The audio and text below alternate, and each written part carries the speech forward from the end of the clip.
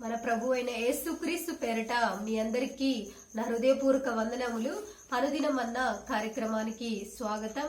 ఈ దినము దేవుడు మనకు అనుగ్రహిస్తున్న వాక్కు కీర్తనలు 37వ అధ్యాయము 5వ వచనమును గనుక మనం చదువుకున్నట్లయితే, నీ మార్గమును యెహోవాకు అప్పగింపుము, నీవు ఆయనను నమ్ముకొనుము, ఆయన నీ కార్యము నెరవేర్చును. మరి మన మార్గం ఎవరికి అప్పగించాలంటే, నీకున్న ఏ పని అయినప్పటికీ కూడా దేవుడి దగ్గర మాత్రమే నీవు ఆలోచన అనేది తీసుకోవాలి.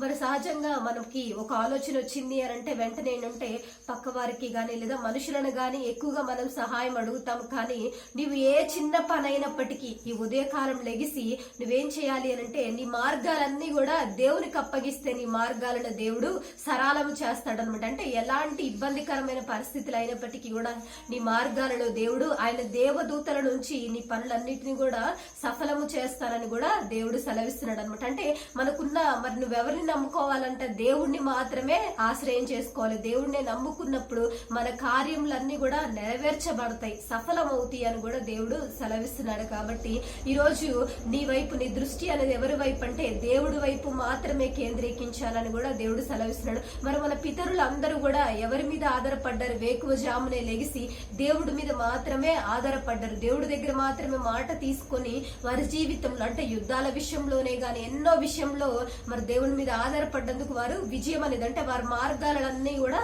విజయం అనేది పొందుకొని ఉన్నారు. ఈ రోజు ఇంతవరకు కూడా నువ్వు అపజయాల పాలై ఉండొచ్చు, అంత నష్టమే ఎదుర్కోవచ్చు. కానీ మనం చేయాల్సిన పని ఏంటంటే, నీకున్న ఏ మార్గం అయినప్పటికీ, ఒకవేళ నీ పిల్లల భవిష్యత్తు గురించినదే గాని లేదా నీ కుటుంబంలో ఆర్థిక పరిస్థితులను గురించి ప్రతి మార్గం కూడా నీవు దేవునికి మాత్రమే నీ మార్గములన్నీ కూడా అప్పగించాలని దేవుడు సెలవిస్తున్నాడు. ఇక మనము దేవుణ్ణి ఎలా నమ్మాలి అని అంటే, పూర్తిగా నమ్మాలి. అబ్రహాము దేవుణ్ణి ఎలా నమ్మాడంటే, మరి ఆధారం లేనప్పుడే తను దేవుణ్ణి నమ్మాడు. ఆయన సమర్థవంతుడు, సమస్తం కూడా చేయగలడు అని చెప్పేసి నమ్మాడు. కాబట్టి తన జీవితంలో గొప్ప కార్యం అనేది పొందుకున్నాడు. మరి అరణ్యంలో ఉన్న హాగర్నే దేవుడు చూసి తన మొర ఆలకించిన దేవుడు కదా. మరి ఎడారిలో తన కొరకు నీటి ఊటను పుట్టించిన దేవుడు. మరి పరిస్థితులు భిన్నముగా ఉన్నప్పటికీ కూడా కార్యము చేసిన దేవుడు. కాబట్టి మరి నీవు కూడా నీ కుటుంబంలో మరి అంతమనుకున్నప్పటికీ అంటే ఫైనల్ స్టేజ్ లో ఉన్నప్పటికీ కూడా మన పరిస్థితులన్నీ కూడా దేవుడు మార్చగలడు.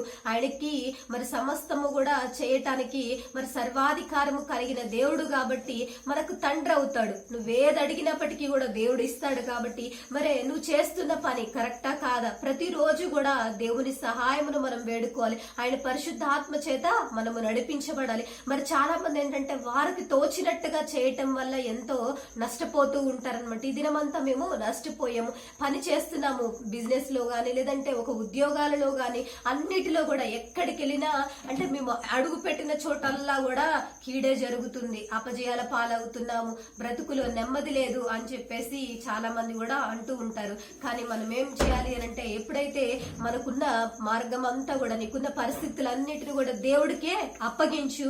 నీవు ఆయన నమ్ముకుంటే గనక నీ కార్యం ఈ దినము సఫలమవుతుందని దేవుడు సెలవిస్తున్నాడు. కాబట్టి మరి మనము ఈ దినము దేవుడి పైనే ఆనుకుందాం. మనకున్న ప్రతి పరిస్థితిని కూడా ఆయనకే విన్నపించుకుందాం. మరి మాటలు దేవుడు దీవించునుగాక. ప్రార్థనలో ఏకీభవించండి. పరలోకమందున్న మా తండ్రి, నీ ఘనమైన నామానికి వందనాలు తెలియజేస్తున్నాను. ఎందరైతే ప్రభా ఈ దినము వాక్యము విని ఉన్నారు వారి జీవితాలను వెలిగించమని వేడుకొనుచున్నాను దేవా. ఆయా ప్రతి ఒక్కరు వారి మార్గములను నీకు అప్పగించిన దేవ, నిన్ను నమ్ముకొని నా తండ్రి ఆయా గురతని వారి కార్యములను ప్రభ నెరవేర్చడానికి కావాల్సిన కృపను, శక్తిని, ప్రభ జ్ఞానంను మీరే వారికి అనుగ్రహించమని వేడుకొనుచున్నాను దేవ. వారి జీవితంలో నీ గొప్ప కార్యములను జరిగించమని వేడుకొనుచున్నాను తండ్రి. మనోనేత్రాలు వెలిగించండి తండ్రి. నీకు వందనాలు ప్రభ. ఈ దినానికి కావాల్సిన సహాయమును మెండుగా అనుగ్రహించమని వేడుకొనుచున్నాను తండ్రి. ఆయా గతంలో ఉన్న మారా జీవితం అంతా కూడా మధురంగా ప్రభ మీరే మార్చమని వేడుకొనుచున్నాను. ఆయా అరణ్యంలో హాగరుని చూసిన దేవుడు కదా ప్రభ. అదే రీతిగా ఏ బిడ్డ ఏ పరిస్థితి నిమిత్తం అయితే ఉన్నారో దేవ, వారి అవసరతల అక్కర్లన్నిటిని కూడా తీర్చిన దేవ, ఆయా వరకున్న ఇబ్బందులన్నిటి నుంచి కూడా దాటించి నీ నామానికి మహిమ తెచ్చుకోమని నజరేయుడైన యేసుక్రీస్తు నామం పేరిట అడిగి వేడుకొనుచున్నాం తండ్రి. ఆమెన్. God bless you.